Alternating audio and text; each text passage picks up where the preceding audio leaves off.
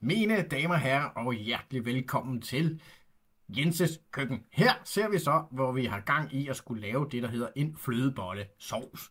Og det er simpelthen fordi, at Jens han har pladret rundt med en AI, og ifølge den her AI er danskernes favoritsovs til en flæskesteg om julen, især en flødebolle sovs.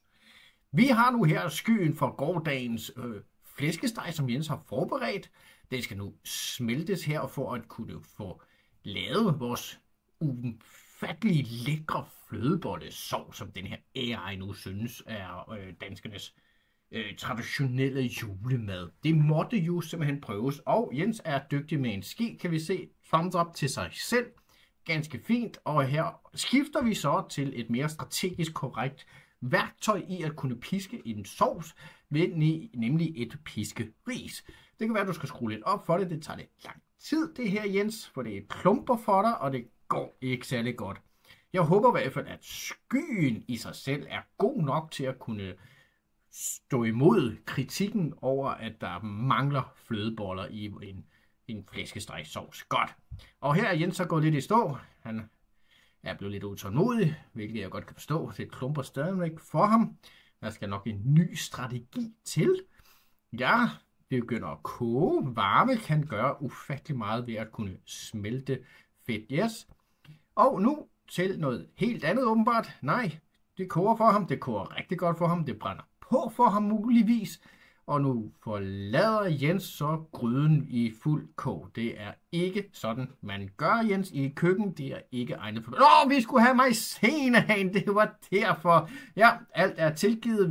Vi skal jo først og fremmest lave en rigtig sovs. Den kan jo ikke kun bare bestå af sky. Der skal jo lige lidt mælk i der. Yes, mægtig fint. Det bliver jo snart juleaften, og så noget maizena. Den bliver god tyk. Der har vi så, mine damer og herrer, flødebollerne selv. Lad os få dem åbnet. Jens, han fatter hat. Okay, finde ud af at åbne en helt almindelig pakke flødeboller og henter en saks, sådan der.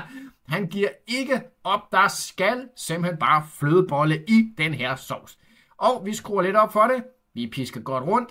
Og hvad laver du nu, Jens? Put dog en flødebolle i. Nej, vi skal lige smage.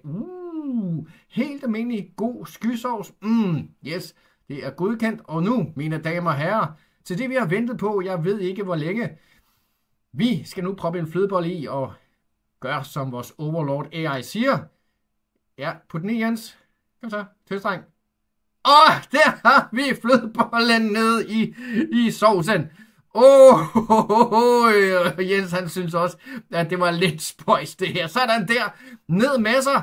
Nu skal du saftsusen koges godt og grundigt igennem i den her sovs. Nu skal du simpelthen blive den perfekte danske nye tradition. Der skal simpelthen laves flødebollesovs af olympiske dimensioner i alle køkkener fremadrettet. Ja, vi har lidt kiks der, kan jeg se, der ikke er smeltet helt endnu, men det virker faktisk som om, at selve bunden, altså kiksen i flødebollen, også går i et med sovsen. Det er simpelthen meant to be, det her muligvis. Det skal op og koges godt og grundigt, det klumper lidt for ham. Det er ikke helt optimalt at servere en klumpet sovs. Det er ikke noget svigermor vil godkende. Godt, frem med tallerkenen, og nu skal vi så have en anden ingrediens er flæskestegen, som Jens har fornemt forberedt dagen før, og som I nok vil kunne bemærke, så er der ingen svær på den her flæskesteg, fordi Jens er en grådet bavian, der bare har et sværne. Han kunne ikke vente. Godt, vi pisker lidt. Yes, du er dygtig til at piske, det har vi forstået, og vi slukker pænt for komfuret, og så skal vi have sovsen på tallerkenen. Jens, hvad laver du nu? Jamen, du slukkede det mindste, mens du gik. Hvorfor gik du? Vi sidder her og... rødkålen! Selvfølgelig skal vi have dansk rødkål. Sådan der. Hvad med kartoflerne? Nej, dem skipper vi, fordi det tager for lang tid. Sådan, så er der simpelthen bare flødebolle, sovs på komfur og på tallerken og det hele. Vi er klar til en servering. Du vender på hovedet, Jens.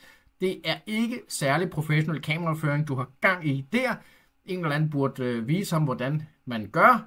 Nå, men sikke en fin udsigt, du har der for det vindue, og vi kan jo sagtens nyde, hvordan du også har en lampe. Yes! et eller andet siger mig, at så fik vi vendt op og ned på Jens, og vi fik bestik, og vi er simpelthen klar til at skulle smage et stykke lækker flæskesteg med en flødebolle sovs. Og vi venter spændt på resultatet. Der smages, der kigges, ja, der smages på sovsen alene. Ja, og der smages igen. Det er lidt med. Hvad så? Jens han virker lidt bekymret, og nu forlader han bordet. Han skal sikkert på toilettet. Nej, det skulle han ikke. Han skulle hen til komfuret igen. Han skulle vende på hovedet. Sig mig, hvad er det, du laver? Hvad laver du, Jens? Der skulle mere flødebolle i! Det var det, der skulle! Det er simpelthen... Det er et hit! Det er et velbevaret hit allerede. Det er en født klassiker. Det er et must og et episk opnået eventyr. Ja, jeg ved godt, vi skal lige svinge lidt rundt her i det. Det var muligvis for meget flødebollesovs, det der. Nu blev der simpelthen... Det ligner chili con carne eller et eller andet dårlig mave. Det er ikke sådan, du laver sovs. Der skal simpelthen piskes godt og grundigt igennem der, og du skal have noget meget mere varme på, end du har gang. Og det begynder at blive en grød af en eller anden... Ikke særlig... jeg ved ikke, hvad det er, det her. Det er simpelthen for meget flødebolle, eller hvad? Der bliver skruet op. Sådan der. Det er måske bare det, der skal til. Det skal simpelthen bare have lov til at fuldstændig gennemvarme sig selv, og blive et med sig selv, og ende til en endnu mere episk klumpet med muddermasse af flødebollesovs. Ja, vi venter spændt, hvad der sker. Der er i hvert fald damp i gryden nu, og der er i hvert fald også sovs på komfuret, og så bliver der slukket. Det virker som om det lykkes. Det virker simpelthen som om, at karamelliseringen har opnået en eller anden form for tilfredshed, der gør, at Jensen sætter sig tilbage til bords til sin flæskesteg med rødkål. Og nu kommer han så med den færdige lavede flødebollesovs med 3 flødeboller i. Sådan der. Nu skal der simpelthen grov ædes sådan der. Nu må vi jo se. Yes, og vi spiller lidt på bordet. Det går skide godt, og... Ja, den endelige dom er... Der smages lidt på selve sovsen her.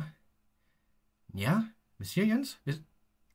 Ja, det er godt. Det smager faktisk... Sådan der. Det er slet ikke dårligt. Det er en prøvelse, og det er hermed bestået. Mine damer og herrer, flødebollesovs er kommet for at blive.